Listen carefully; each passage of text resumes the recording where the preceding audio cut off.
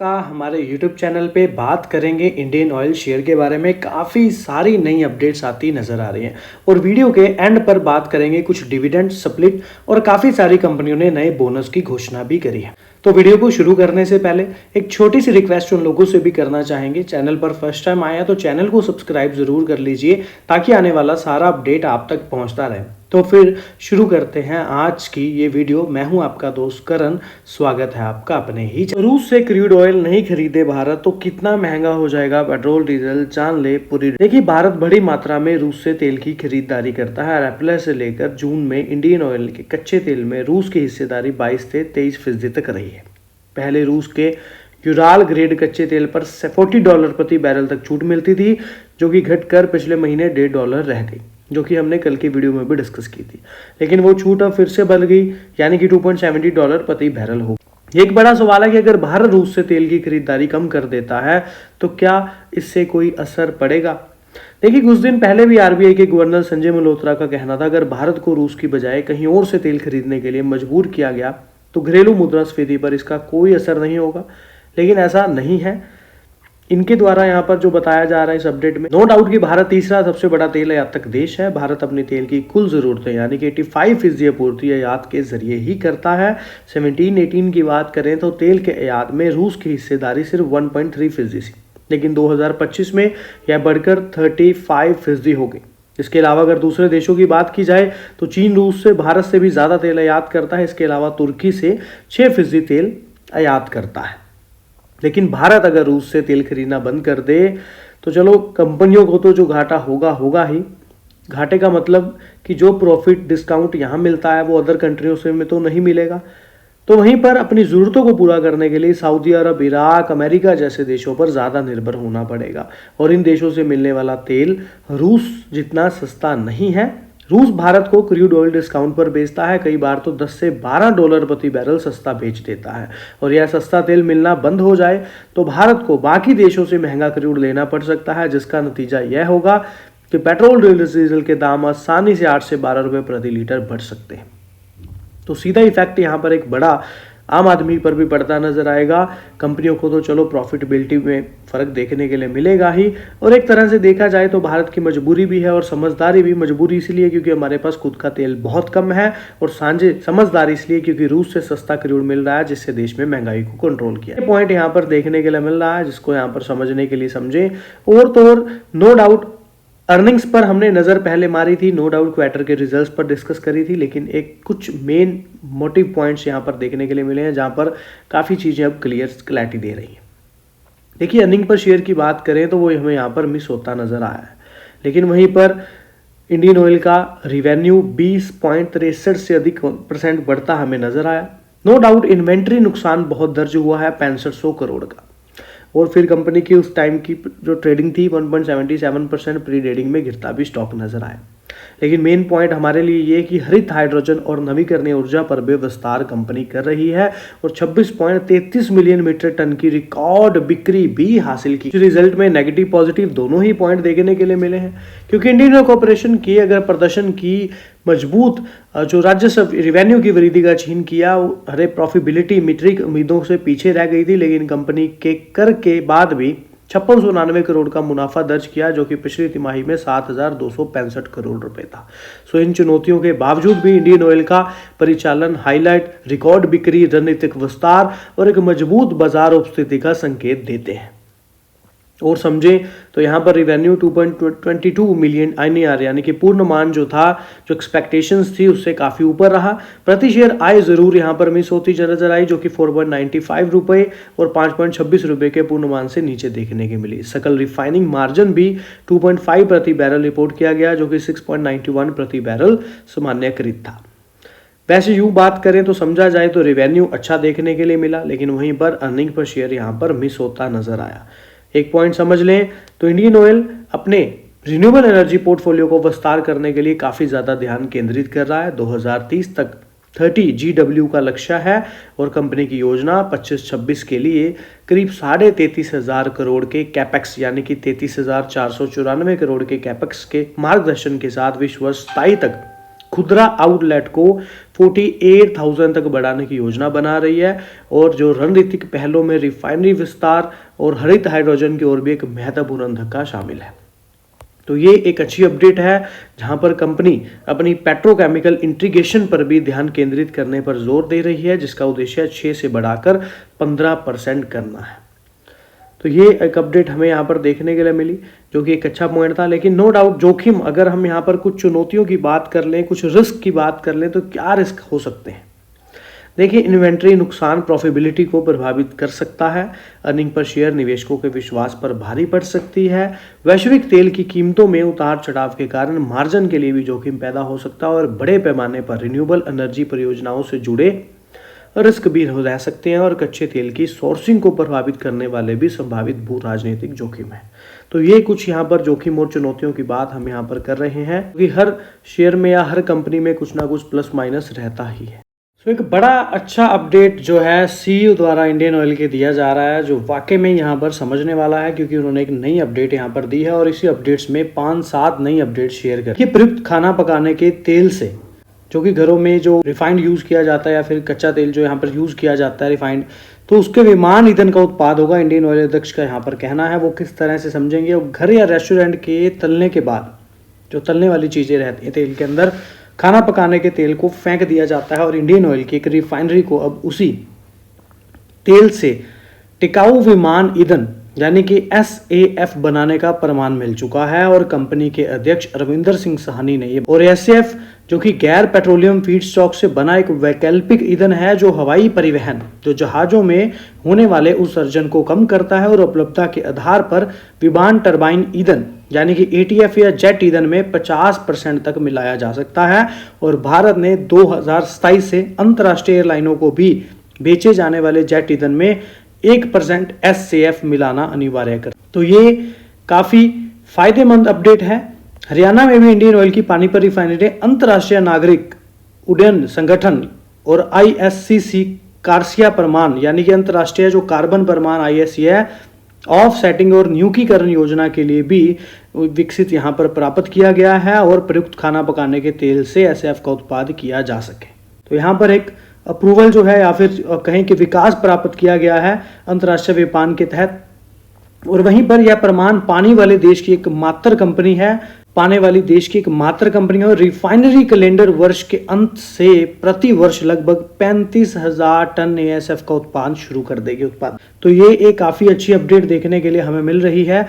देखिए, अब होती तो सारी ही न्यूज़ ही हैं, लेकिन अगर हम उनको समझते हैं तो हमें पता चलता है कि कौन कौन से प्रोजेक्ट आगे चल करके इंडियन ऑयल को आगे लेकर के जा सकते। दूसरा पॉइंट देखिए, यह उत्पादन 2027 में देश के लिए अनिवार्य 1% मिश्रण आवश्यकता को पूरा करने के लिए पर्याप्त होगा। और प्रक्रिया की व्याख्या करते हुए एजेंसियां बड़े उपयोगकर्ता, होटल श्रृंखलाओं, रेस्टोरेंट, हल्दीराम जैसे स्नैक्स और मिठाई उत्पादन कंपनियों से भी प्रयुक्त खाना पकाने का तेल एकत्रित करेंगी और इसे पानीपत रिफाइनरी को आपूर्ति करेंगे।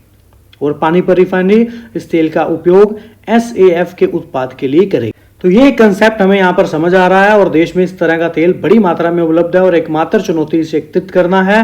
होटल श्रृंखलाओं से तो इसे एकत्रित करना आसान है, लेकिन घरों से छोटे उपयोगकर्ताओं से इसे एकत्रित करने के लिए समाधान खोजने की आवश्यकता है। इसके साथ ही कंपनी ने गुजरात में कोयली रिफाइनरी ब्यूटाइल एलिगेट BA के उत्पाद के लिए भी 5,000 करोड़ रुपए के संयंत्र भी स्थापित किया है, जिसका उपयोग पेंट बनाने में किया जाता है। और साहनी जी ने बताया कि 1.5 लाख टन प्रति वर्ष क्षमता वाला ब्यूटाइल एक्रिलिक संयंत्र जो कोची रिफाइनरी में BPCL की इकाई के बाद भारत में दूसरा संयंत्र है, देश में आयात किए जाने वाले 3,20,000 टन प्रति वर्ष पेंट फी स्टॉक को समाप्त करने में मदद करे। तो ये एक दूसरी अपडेट इसी में हमें देखने के लिए अच्छी मिल रही है। और तो और समझे तो इंडियन ऑयल के नवचारों, खास करके हरित ऊर्जा, टिकाऊ समाधान और प्राकृतिक क्षेत्रों में भी अग्रणी रही है। कंपनी 2G इथेनॉल, ईंधन सेल, बायोडीजल, ऊर्जा भंडारण उपकरण और जैसे रिन्यूएबल एनर्जी जैसे स्रोतों पर भी काम कर रही है। पेंट के उद्योग में भी 13-14% की चक्रवृद्धि वार्षिक दर पर CGR बढ़ रहा है और प्रयुक्त होने वाला अधिकांश कच्चा माल आयातित होता है। और जुलाई में भी कोयली रिफाइनरी में BA इकाई चालू की, जिससे आयात की आवश्यकता समाप्त हो जाएगी और देश के लिए विदेशी मुद्रा की बचत होगी। और कोची संयंत्र के साथ मिलकर यह नई इकाई 80 से 90% आयात का स्थान ले लेगी। तो एक पॉइंट हमें यहाँ पर ये भी देखने के लिए मिल रहा है जहाँ पर रिन्यूएबल एनर्जी, ईंधन सेल, बायोडीजल, ऊर्जा भंडारण, 2G इथेनॉल जैसी चीज़ों पर कंपनी अपना CGR भी बढ़ाती नजर आ रही है और काम भी कर रही है। और तो और हरित हाइड्रोजन के बारे में भी साहनी जी ने कहा है कि कंपनी ने देश के सबसे बड़े हरित हाइड्रोजन संयंत्र के लिए L&D को निविदा प्रदान की और पानीपत रिफाइनरी में 10,000 टन प्रति वर्ष को ग्रीन हाइड्रोजन इकाई में 27 महीनों में तैयार हो जाएगी। रिन्यूएबल एनर्जी का उपयोग करके पानी को विभाजित करके उत्पादित ग्रीन हाइड्रोजन और स्वच्छ ऊर्जा स्रोत जैसे जल वाष्प उत्सर्जित करना कोयले और तेल के विपरीत हवा में कोई अवशेष नहीं छोड़ता। तो इस तरह से कंपनी जो है रिन्यूएबल ग्रीन एनर्जी पर भी फोकस अपना बढ़ाती नजर आ रही है। सो चेयरमैन का कहना है कि नवीकरणीय ऊर्जा सूर्य के प्रकाश और पवन ऊर्जा से उत्पादित बिजली है और हरित हाइड्रोजन पर भी $4 प्रति किलोग्राम से कम रखने में मदद मिलेगी। इंडियन ऑयल अपनी पानीपत रिफाइनरी में इस ईंधन का उपयोग भी करेगी।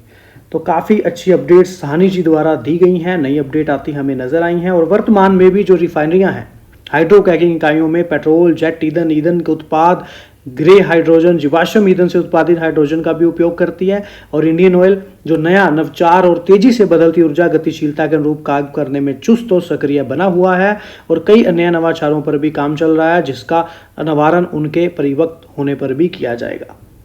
तो देखा जाए तो यहाँ पर साहनी जी जिस तरह से स्टेटमेंट्स देते हैं या फिर आगे भी मैंने जो स्टेटमेंट्स आपके साथ पहले शेयर करी हैं उन स्टेटमेंट से ये ज़रूर लगता है कहीं ना कहीं कंपनी काफ़ी अच्छा फोकस कर रही है।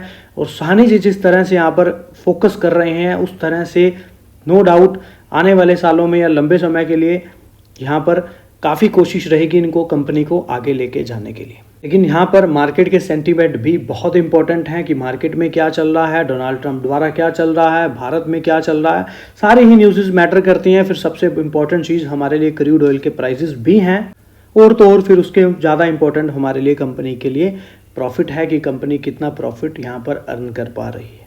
तो ये भी चलिए एक अच्छी बात है। लेकिन एक समझें तो भारत को सबसे महंगा तेल कौन बेचता है? भारत का कुल इंपोर्ट रूस से 37% है जिसकी कीमत $63 प्रति बैरल है, इराक से 78, सऊदी अरब से 83, अमेरिका से 83, यूएई से 78। तो इस तरह से सभी ही देशों से लगभग महंगा ही है, लेकिन रूस से हमें काफ़ी सस्ता तेल मिलता है इन के कंपैरिजन करें, जिसकी वजह से ऑयल मार्केटिंग कंपनियों को ज़्यादा प्रॉफिट देखने के लिए मिलता है मार्जिन्स में। अगर ये दूसरे देशों से तेल खरीदेंगे तो इनको कम प्रॉफिट देखने के लिए मिल सकता है अकॉर्डिंग टू अगर कंपैरिजन करें रूस के तेल। ये वो पॉइंट है जो समझने वाला है और नई अपडेट ये देखने के लिए मिली।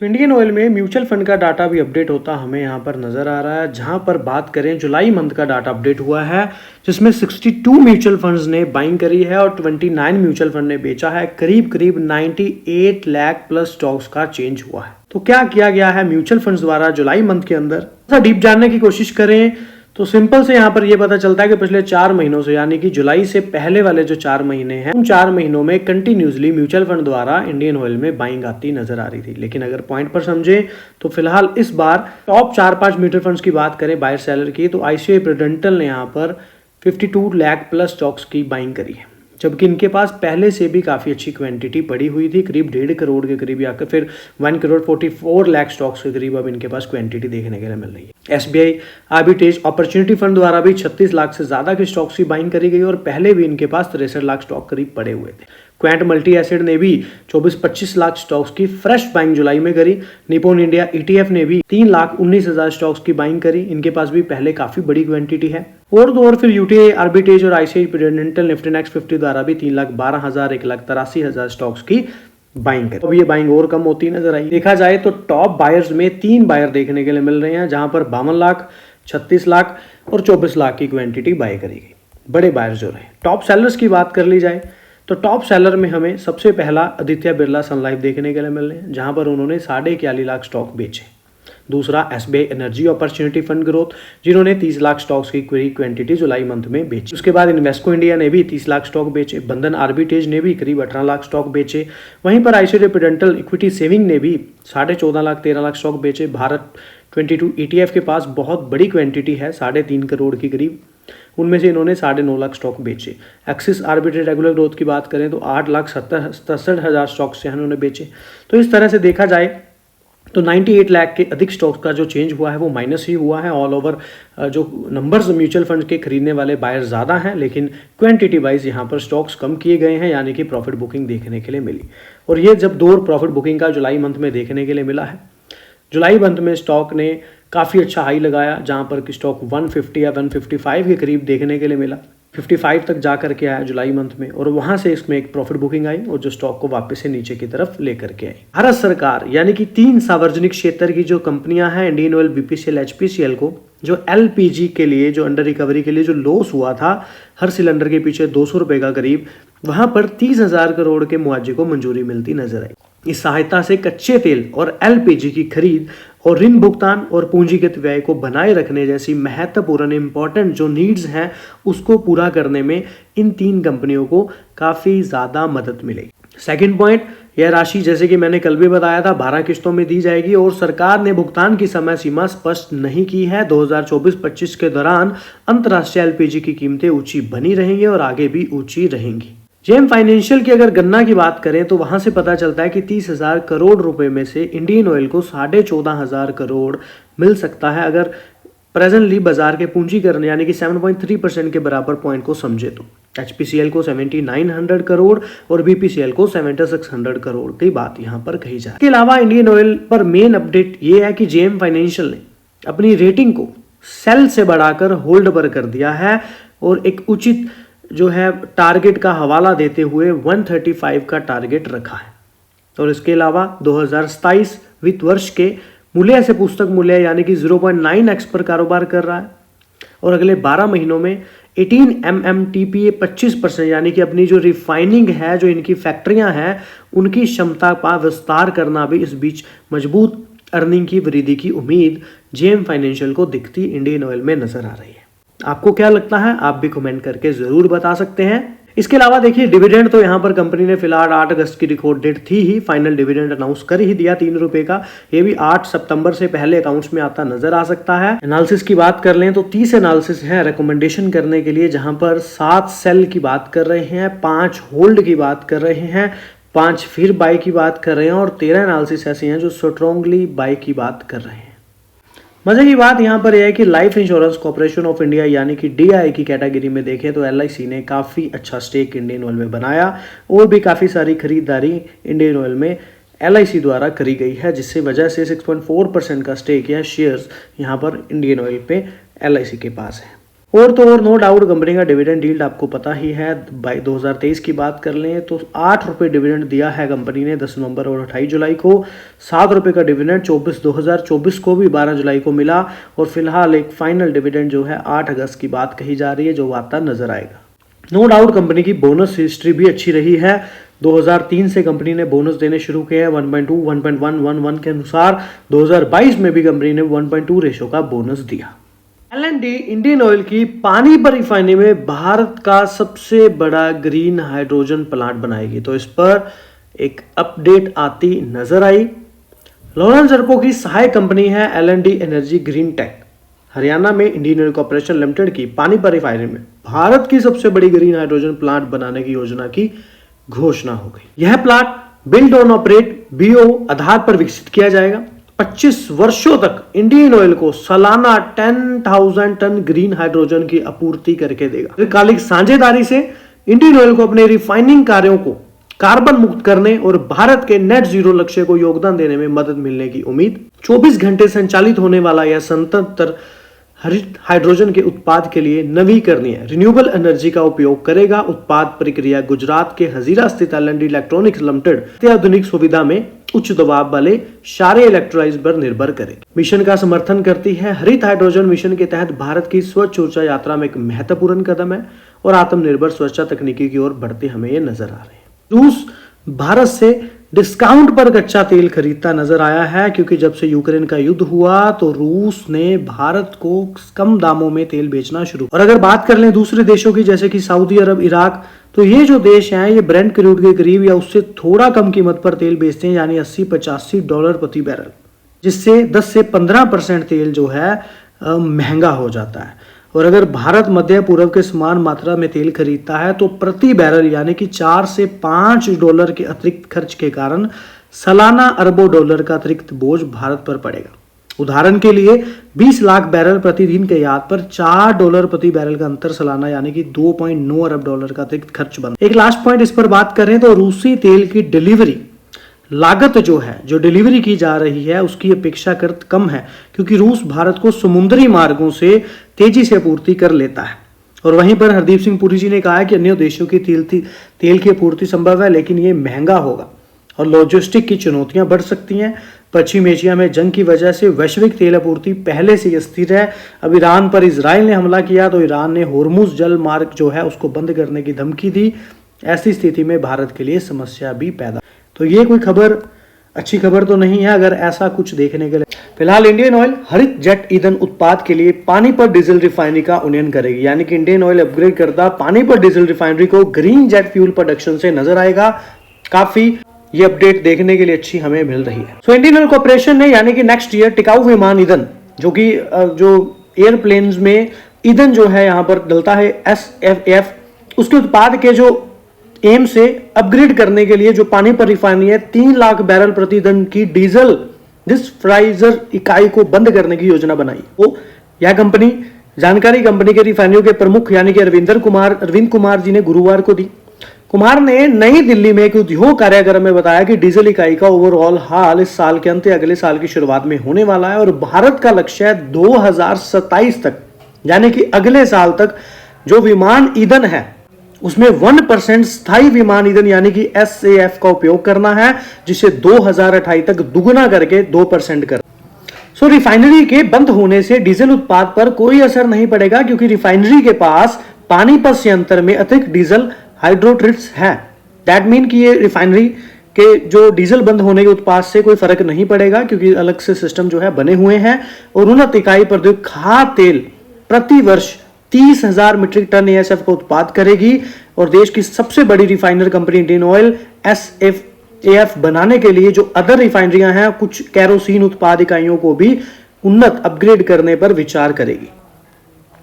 और इंडियन ऑयल जल्द ही 70,000 टन प्रति वर्ष क्षमता वाले यानी कि हरित हाइड्रोजन संयंत्र और एक स्थायी विमान ईंधन परियोजना के लिए बोलियां भी मंत्री करेगा और पानीपत रिफाइनरी में 10,000 टन प्रति वर्ष क्षमता वाली हरित हाइड्रोजन सुविधा बनाने के लिए इंजीनियरिंग क्षेत्र की प्रमुख कंपनी लॉरेंस एंड टर्बो को पहले ही बोली दे दी। तो ये एक बड़ी अपडेट देखने के लिए मिल रही है। L&D संयंत्र का निर्माण और संचालन करेगी। इंडियन ऑयल को 397 रुपए प्रति किलोग्राम की दर से हरित हाइड्रोजन बेचेगी और भारत ने रिफाइनरियों के लिए 2030 तक अपनी हाइड्रोजन की आधी मांग को हरित हाइड्रोजन के माध्यम से पूरा करने का लक्ष्य भी रखा है। वहां से कंपनी धीरे धीरे 257 इलेक्ट्रिक वाहन स्टेशन तक पहुंच चुकी है। तो ये काफी अच्छी बात है। कंपनी अभी एनर्जी पर भी फोकस करती नजर आ रही है और कच्चे तेल के दाम भी कम होते फिलहाल नजर आ रहे हैं, जिसका इंपैक्ट आपको कंपनी पर देखने के लिए शेयर पर मिल ही रहा है। तो इंडियन ऑयल कॉर्पोरेशन की वडोदरा स्थित गुजरात रिफाइनरी कैलेंडर वर्ष 2025 के दौरान 2 पेट्रोकेमिकल इकाइयों को चालू करके पेट्रोकेमिकल क्षेत्र में विविधता लाने में मदद के लिए 24,000 करोड़ रुपए का निवेश कर रही है। बाकी वीडियो है हमने बनाया है एजुकेशन पर्पस के लिए। अगर आप कोई भी डिसीजन ले, निवेश करें, फाइनेंशियल एडवाइजर की सलाह पहले ले, बड़ी बात खुद स्टडी जरूर किया करें। चैनल पे सभी लोगों का तहे दिल से धन्यवाद। मिलते हैं ऐसी एक और वीडियो के साथ। एक और कंपनी है पतंजलि फूड्स, जो अपने शेयर धारकों को तोहफा देते हुए हर एक शेयर पर 2 बोनस शेयर फ्री में मिलते नजर आएंगे। लेकिन अभी तक इस कंपनी ने यहाँ पर रिकॉर्ड डेट की घोषणा नहीं की है, तो रिकॉर्ड डेट की घोषणा जल्द ही की जाएगी। लेकिन कंपनी ने यहाँ पर जो एक्सचेंज में जानकारी दी है, बैठक में बोर्ड में गुरुवार को हुई बैठक में 2.1 बोनस शेयर जारी करने की सिफारिश की। तो फिर रिकॉर्ड डेट जब तय होगी तभी पता चलेगा क्या सिनेरियो है। लेकिन फिलहाल 2.1 का बोनस रेशो यहाँ और दूसरा HDFC बैंक का भी बोनस जो बाकी देखिए वीडियो हमने बनाया है एजुकेशन पर्पस के लिए। कोई डिसीजन ले, किसी भी तरह का निवेश करें, फाइनेंशियल एडवाइजर की सलाह जरूर लें। बड़ी बात खुद भी स्टडी जरूर किया करें। सो चैनल पे आए सभी लोगों का तहे दिल से धन्यवाद। मिलते हैं ऐसी ही एक और वीडियो के साथ।